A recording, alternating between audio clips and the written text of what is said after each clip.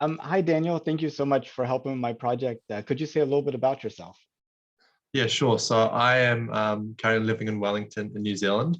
I've just finished my master's degree in statistics and currently just about to start a summer job at a data science company, but possibly going to start a PhD next year, which will be looking at kind of stats related to space and solar physics. So yeah, I've been interested in space for a long time and helped start the New Zealand Student Space Association to get students who are passionate in space to kind of get together and learn about what's happening, have social events.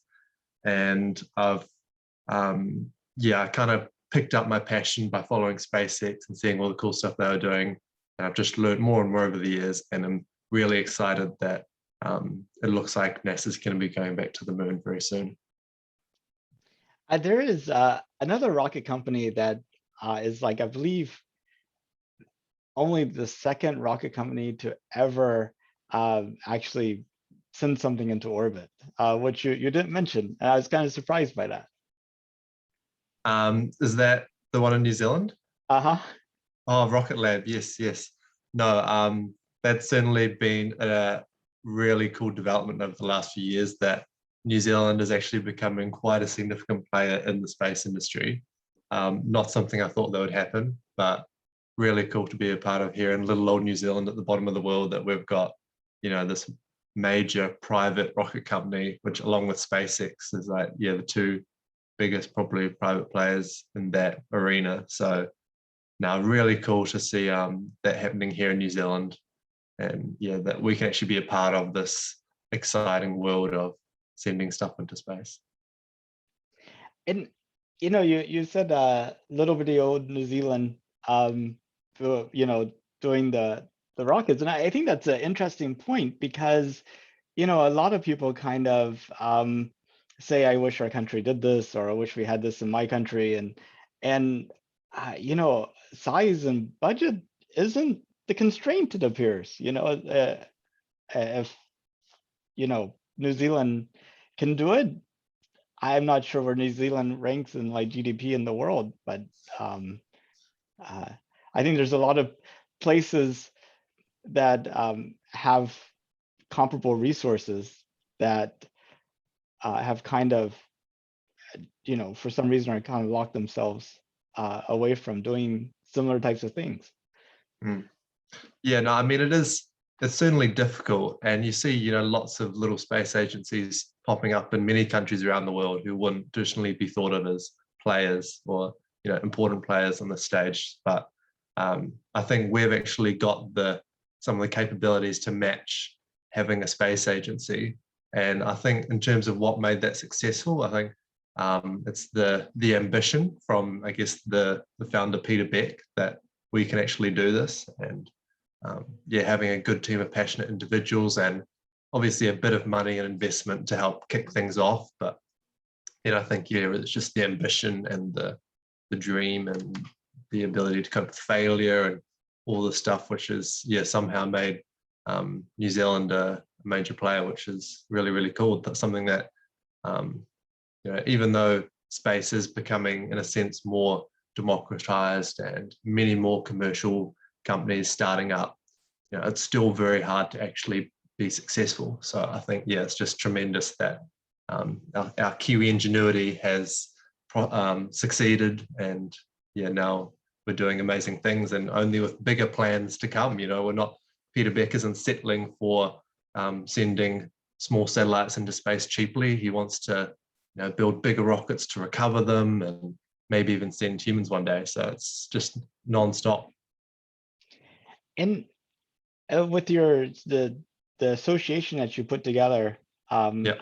for people interested in aerospace, I guess what are their thoughts and your thoughts in terms of other directions that New Zealand could grow in terms of participating in sort of this new space economy?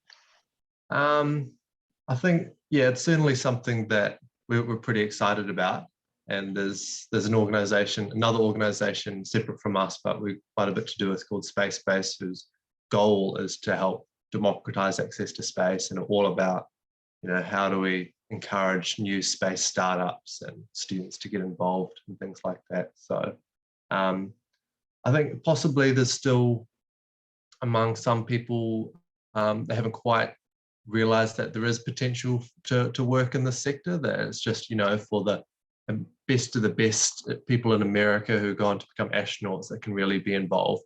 I think gradually, there's a realization that the space economy is growing and that it's not just going to be engineers and physicists who are needed, that it's going to be lawyers, artists and economists, business people that are really going to help open it up more. So I think, that's something we've really tried to encourage at my association, that there is more opportunities out there. We've got a space agency.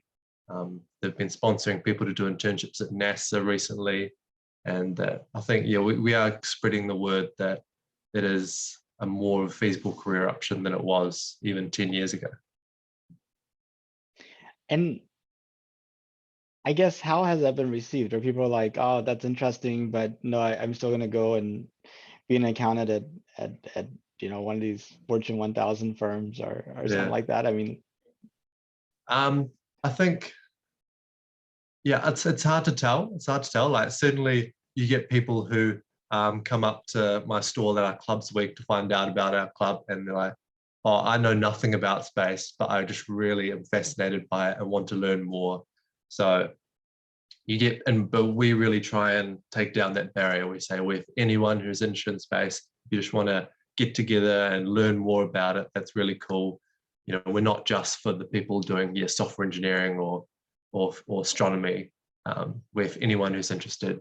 And as for how many people are actually choosing that as a career now because of us and because of this new world, hard to tell. I guess we'll just have to see in the next few years how the number of jobs actually grows, and therefore how many people are choosing it.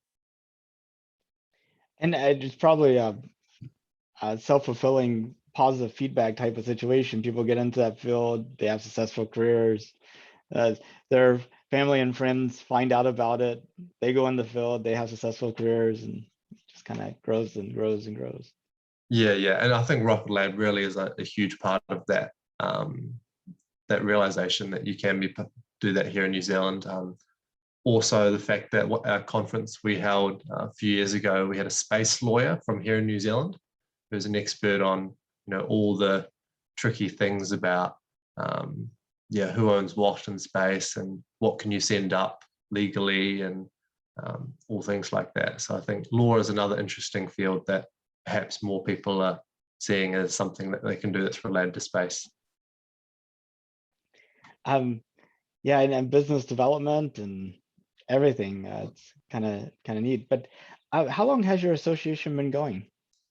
We started in 2018. Oh, okay. So relatively new, but I was one of the founding members. And how did it come about?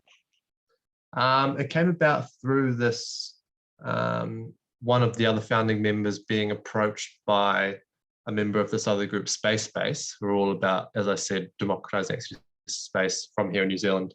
So one of those people approached one of my university mates and talked about how New Zealand doesn't have a student body related to space or people who are interested in space. And I think they mentioned that there's SEDS over in the US and in other countries for that kind of type of students. And they basically said, would you like to, start something up? And then I eventually learned about it and was very excited about the prospect. So it was just through other people who were pushing the same kind of idea. And then a bunch of us thought it was awesome. Now, is your association part of SEDS, like a local SEDS chapter, or is it completely independent? It's independent. I have had made brief contact with SEDS people overseas, but we haven't really progressed to the point where we've become, a local branch of SEDS. We're just our own independent organization for now, but we've expanded we started here in Wellington, and we've now got a branch in Christchurch, which is another quite a strong aerospace industry in that New Zealand city as well. So we've got a branch there as well, and potentially in the future we'll expand to other places around the country too. Yeah, you mentioned aerospace. We also have, I put together a North Houston Space Society chapter here in North Houston. That's a local chapter of the National Space Society. Mhm. And one of our members actually used to work on spacesuits, but he went to go work for a company in California that is supposed to be doing like a test program of their autonomous air taxi in New Zealand. I forgot the Wow. name of it, but apparently that's where they were going to first offer it. This is all pre-COVID. I didn't Oh. Not sure what happened after that, but kind of a neat idea. I mean, New Zealand is really a hub of innovation. Yeah, I think we're quite lucky in that because we are very new to the whole space industry and things like that. Our regulations aren't as restricting as they are in perhaps the US, where maybe there's a lot more hoops you have to jump through in order to trial new technology. Whereas here in New Zealand, I think, yeah, we are quite good for innovation and new things like that.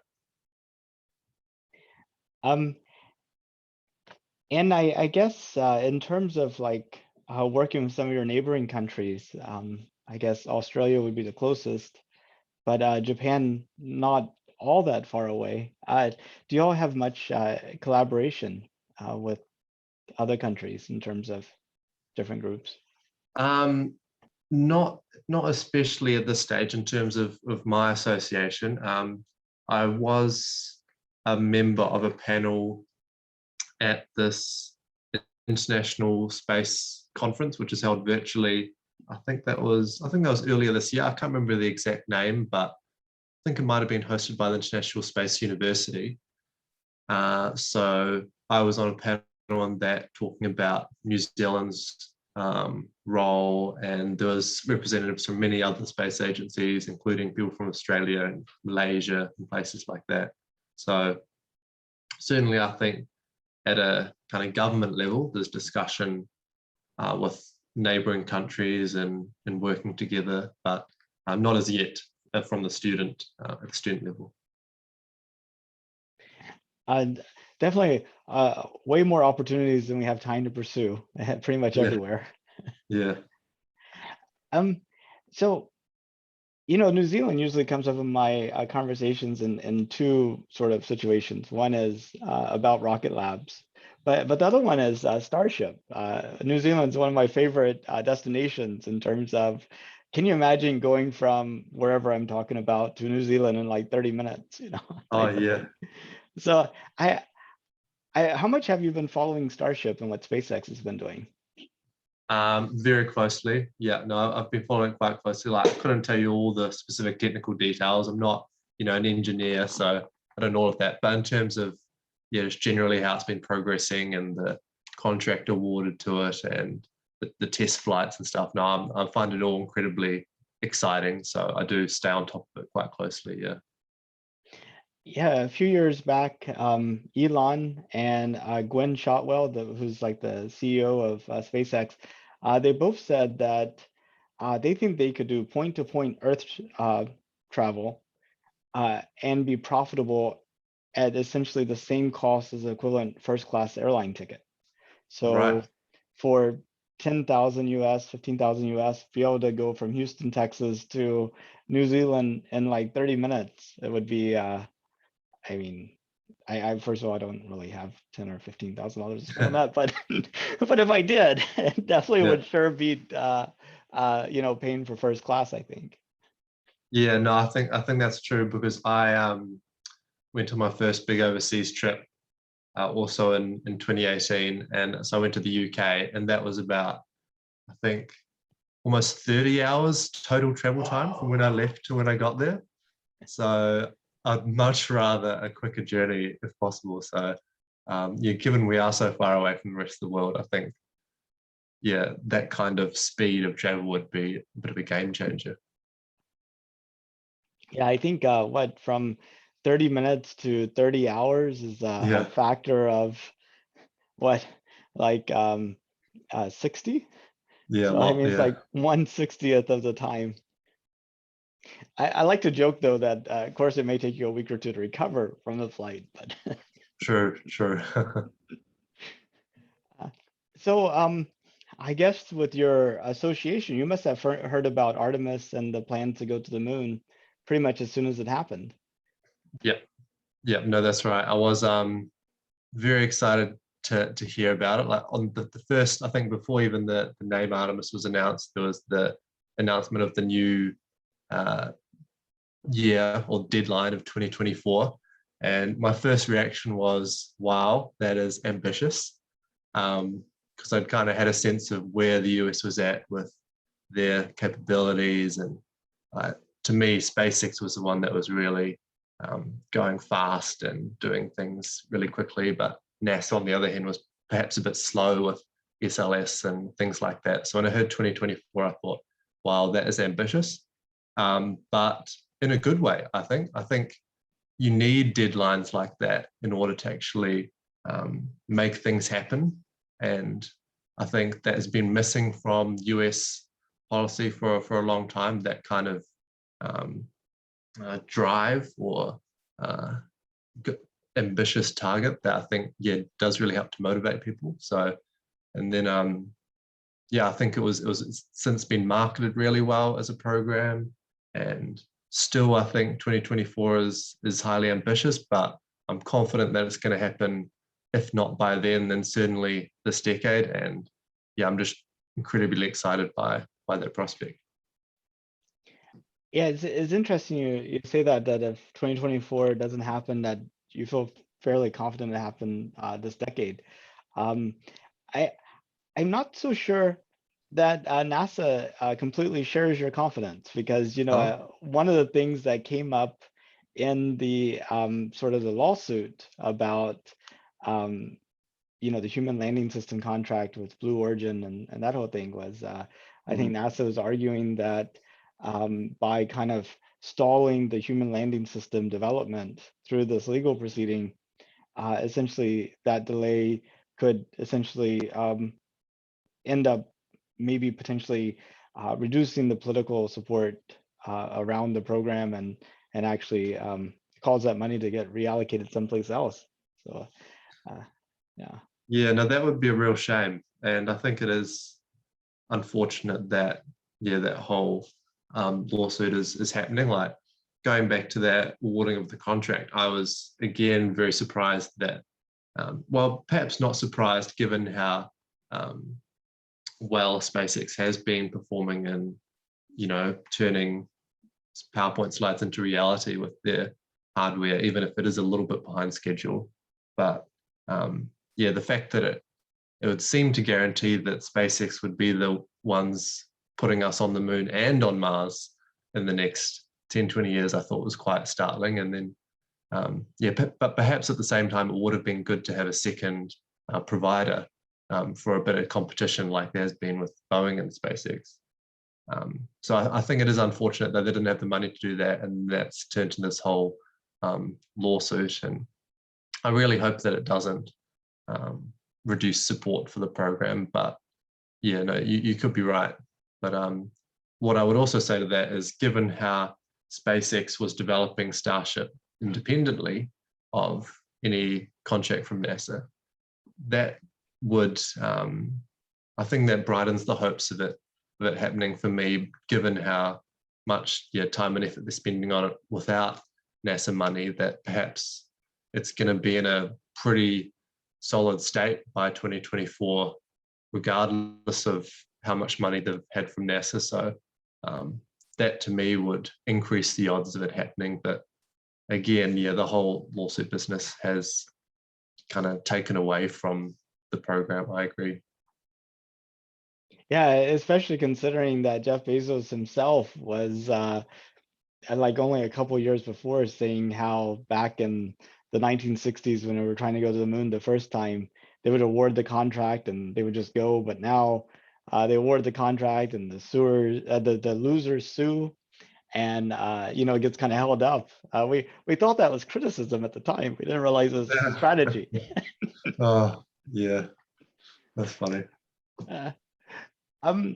So not everybody's thrilled with us going back to the moon. I've heard all sorts of different arguments. One is the whole opportunity cost aspect of it. You know, we have people starving on Earth and global climate change, and you know, just basically it's why are you doing this other thing that I don't support when the things I do think need to be taken care of aren't being taken care of. Therefore, we shouldn't be doing the things that that I don't think should be supported, which I guess is maybe rational from their standpoint. But I mean, what do you think about that argument, and how do you engage in that Uh, discussion? yeah, I think while I certainly think, I think I have to defer to Elon Musk's view on this, who I certainly don't think is, you know, a perfect person. He's got many flaws and silly opinions on some things, but I think he has a really good argument for this in that, you know, the vast majority of Earth's and our government's resources should be spent on trying to solve problems on Earth, things like climate change and poverty and inequality and things like that. But a small fraction of our resources should be used on doing something that is inspiring to not just the country that manages to put, you know, humans back on the moon or to Mars, but is inspiring to the entire world. Because I think that's what we saw with Apollo. You know, Mike Collins talked about that all the time, how he would go around the world on his, you know, victory tour or whatever it was called when they got back, and everyone they met would say, "We did this." So it wasn't just about the US, it was about, you know, humans collectively achieving this incredible goal. And I think, yeah, space travel and putting specifically humans on other worlds is just something that ignites so many people's you know, curiosity and sense of adventure that I think it can be done as well as solving those problems on Earth. I don't think it should be viewed as this zero-sum thing. I think we can do both at once, and that's what humans should be doing. We should be fixing problems, but also going on exciting new adventures and inspiring people to dream big and just, you know, not give up on big dreams like that. Yeah, I mean, even Elon Musk and Jeff Bezos say that, yeah, sure, we need to spend 99.999% of our energies on solving problems here on Earth, but you know, we should spend something, 0.0001% on kind of looking out past tomorrow. You know, I mean, we're gonna have people with completely different problems 100 years from now than we do now. And some of those problems might be a lot easier to solve if we start kind of exploring different options at this point. Yeah, no, I agree. And you just have to look at the fact that, you know, while the price tags for, you know, the Artemis program or a Mars program do seem, you know, staggering, billions and billions of dollars, the fact is that the proportion of money that NASA gets out of the US budget is a fraction. It is less than 1%. So when you put it into the context of how much money is being spent on public programs, I think it makes it seem like pretty good value. And yeah, I think that that excitement of space exploration has been really lost for many decades. Like, you know, the International Space Station is an amazing achievement, but having people, you know, doing science experiments in low Earth orbit isn't the same as the Apollo program. You know, putting robots on Mars is amazing, but it's not the same as sending humans there. And I think that added human level is really important. And I think perhaps when and if that does start happening, people will yeah, understand how both the scientific value, but also the meaning behind doing something like that. And that's how I see it anyway. Well, and it's funny you talk about the excitement kind of disappearing. And you know, since we've not gone to the moon since 1972, there's definitely been kind of the sense that we've lost something or lost an opportunity. But I think a lot of the excitement may have actually disappeared by Apollo 12, the second time we Mm. landed on the moon. And you know, I mean, what's to keep the average person actually engaged or excited about that? I mean, the first time you make it to the South Pole is great, but you know, the second time it's just sort of a tourist stop. Yeah, that's a good point. I think probably the reason for that is that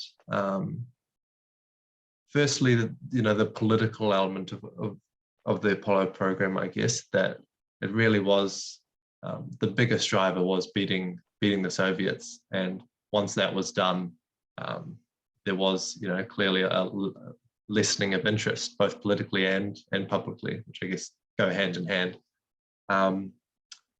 But I also think probably part of it was the fact that the Apollo missions were on some level repetitive, and that there was no permanent settlement, no moves towards a permanent settlement. It was just, we'll land somewhere else, plant another flag, pick up some different rocks, maybe go for a drive this time. But beyond that, there wasn't any clear long-term planning for what this actually meant. What does landing on the moon mean for long-term exploration? It was more, all right, we've got funding for a bunch of missions. What can we, where else can we go on the moon? But I think without any better plans for creating a base or, more technology setups on the moon, I think that probably also played into the public's lack of interest, because sadly, even though I did a geology degree, not everyone is interested in rocks and the slightly different types of rocks you can get from different places on the moon. So I think, yeah, hopefully this time will be different though, because obviously Artemis is much more of an emphasis on doing it sustainably, and well, in the sense of having a sustainable presence on the moon. And I think so. I think that would be a possible factor in why Artemis might be better or have longer support than Apollo, given it's more about establishing a permanent settlement. But I think the other factor which is in Artemis's favor is also the emphasis on international and commercial partners, because that was something the last administrator, when he was marketing Artemis, really emphasized, Jim Bridenstine, and how it's about going international and commercial partners. It's not just the US. And I think that emphasis on diversity as well and international partners is really important to be able to sell the program this time around. Now it's not just clearly a nationalist thing from the US. It's more about people in general going there, led by the US, obviously. But I think that aspect of it as well, international partners, commercial partners, and a diverse crew of astronauts will also help people remain interested in it, because we'll be setting new firsts in terms of the type of people landing on the moon. And I think that was probably another boring thing about the Apollo program, that the astronauts sadly did look very similar. So probably quite a few people feeling a bit kind of left out or dispirited that it was only Americans, only a certain group of Americans that were going back in the late 60s, early 70s. So I think this change in the program from last time could lead to Artemis getting better support once it starts going than Apollo did. Yeah, it's interesting you mentioned the international partners. I was just thinking about Artemis 2, which is a test flight crewed mission around the moon that's supposed to happen in 2023. It's supposed to include a Canadian astronaut, which would be the first Canadian to have gone beyond low Earth orbit and actually go around the moon. And if the Canadians can do it, why? Yeah. Absolutely. That's quite interesting. I think that's very cool that it'll be international so early on. Just the second. Well, no, that'll be the first crewed mission, won't it? So, that is an exciting step. And then, like you said about diversity, the first woman on the moon and the first person of color, which I think it'd be really good to have people all around the world feel like there's no barriers beyond their ambition and skill and work ethic to actually allow for them to go and participate at whatever level they want. I think that'd be good for all of us. Yeah, no, absolutely. I think yeah, the more different, yeah, people like being able to see people on the moon doing science and amazing things that look more like them is an incredibly important part of it. And yeah, hopefully it won't just be collecting rocks, or actually be starting to build up some bases, and then I think people will get really excited and interested. So if it was safe and affordable, would you take a trip to space? Yes, yes. I think I wouldn't. I don't know if I'd want to go as far as Mars, but certainly I think the moon wouldn't be too far. I think that would be enough for me just to look back and see the Earth, and the lunar surface would be just a life-changing experience for me. Yeah, I think Mars would, yeah, probably be a bit far because you have to stay for a while there, and um, yeah, I'd probably get a bit homesick if I had to be away that long. But absolutely, I would. Yeah. I am reading a book right now by Jerry Purnell. It's called The Birth of Fire. It's a fiction book. Okay. Yeah. But essentially, Mars has become a penal colony, like I guess the early days of Australia might have been. Oh. And they decided to go independent. So Oh, really? maybe and then the other thing is War of the Worlds, where the Martians come and attack Earth. I keep thinking, at some point you have like humans living independently on Mars, and then you'll have like collapse of technology and civilization at some point that cause isolation between the two groups, and Mars might actually be more technically advanced than Earth at some point and be like, you don't know what to do with that real estate. We'll come help you out. Yeah, yeah. The whole idea of, yeah, future colonies becoming independent, and then in the long run, humans becoming more adapted to different space environments, kind of biologically. Like, it is fascinating to think about. And the whole idea of, yeah, how do you is a colony on Mars its own country? Is there different rules for different worlds? The whole legal and ethical stuff is quite fascinating around that. It is. It even made it into SpaceX's Starlink user agreement. Apparently, there's a paragraph in there about how Mars will be able to set up its own rules, and that it's kind of an interesting paragraph. I'll send you a link to it after this. I think you might enjoy it. Well, that's pretty much all the questions I had, and I feel like we could probably talk for a long time. Yeah. But did you have any questions for me or anything you wanted to add? Do most of the people you talk to, do they know about the Artemis program, or is that news to them? Well, you kind of have two groups of people I talk to. My original plan was only to talk to like non-space people, or at least people I didn't know who were space people. How about that? There's lots of space people out there. But as I had to move online, trying to convince people to have a chat, obviously created a sampling bias towards that are enthusiastic. So obviously in that second group, it's like 99% of them know that we're going to the moon. But in that first group, I would say only about 20% of them knew that we were going to the moon. Some of them, I've even heard things like, NASA was shut down. Why is NASA keeping it a secret? I've even heard, isn't that where the space shuttle goes? Isn't that where the astronauts go all the time? So there's, I think in terms of where Earth is in the universe, there's a lot of misconceptions, or at least how about misconceptions? Maybe it's too strong words, but a clear difference of opinion from what the astronomers hold. How about that? Yeah, sure. Yeah. And are you hopeful about humans getting back to the moon this decade, or you think it's too ambitious that time frame? I think we're at a real inflection point. I was just reading an article today about how the implications of SpaceX's Starship aren't quite understood, about how transformational that's going to be. I mean, it goes into things like how NASA and JPL are spending like literally billions of dollars to create miniature versions of already existing technology, that Mm. once you no longer have the cost of launch, all that becomes pointless, and you're able to just use off the shelf like heavy industrial equipment.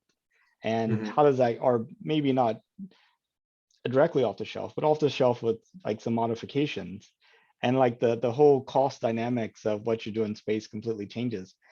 So actually, I'm very hopeful that we'll not only make it to the moon this decade, we'll make it to Mars this decade, and we'll actually have people living continuously off of Earth in private space stations. On, I think the 2020s are going to be what everybody in the 1960s thought the 1970s was, which is, I kind of Right. find some less convoluted way of saying that, but Yeah, no, I know what you mean. Like I say something similar when I'm talking about, like, I think perhaps the 1960s were the most exciting time to be alive in terms of, space travel developing for the first time.